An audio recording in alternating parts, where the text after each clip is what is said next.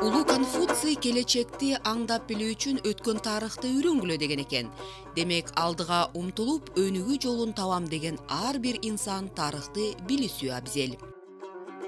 Эгерде тарыхты баягы сүйлөмө сабак деп, сөзү көп сабак деп эсептеп, кээ бирөө фактыдан бир сөз деле кой берип койсо, же болбосо даталардан бир санга жаңылышып калса, анда тарых бузулуп калат. Анда факты жараксыз болуп калат да.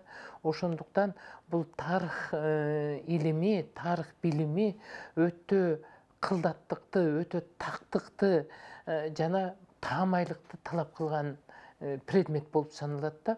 Тарыхсыз адам жок, тарыхсыз коом жок. Тарых бул биздин келечек. Ошондуктан мисалы үчүн математика бул эң биринчи илимдердин ичине кирсе, тарых бул андан дагы жогору орунда ээлейт. Анткени адам тарбиялоодо тарыхсыз мамлекет жок, тарыхсыз адам жок.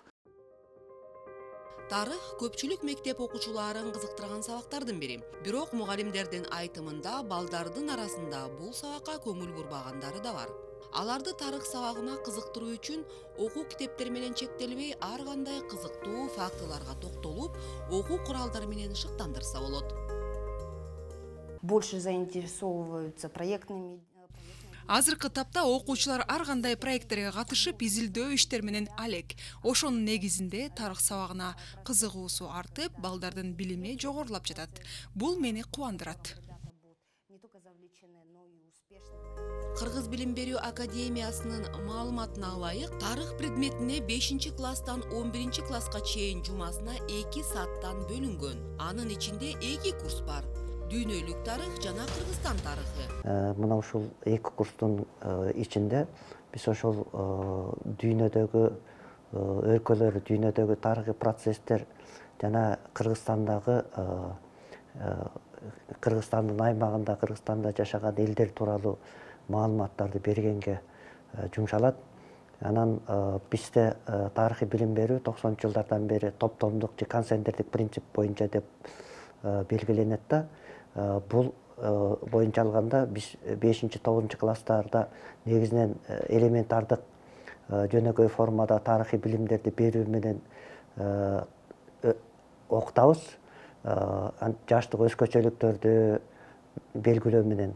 Анан 10-11 класстарда болсо өзүнчө курсту киргизгенбиз.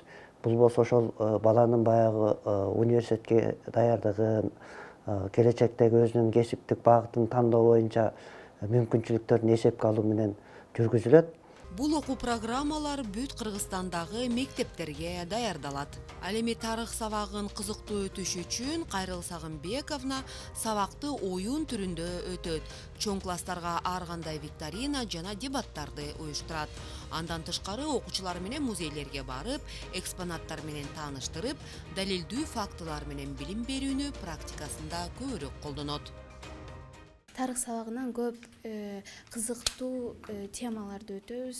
Мен аябай кызыгам ошол. История знакомит, чтобы мы знали свою культуру, свое происхождение и то, как появился наш язык. Азыркы учурда окуучуларды эл аралык деңгээлде өткөн иш-чараларга катыштырып, долбоорлордун үстүндө иштөөнү үйрөтүүдө. Айдана Стамова, Кадыр Султаналиев, Замана студиясы.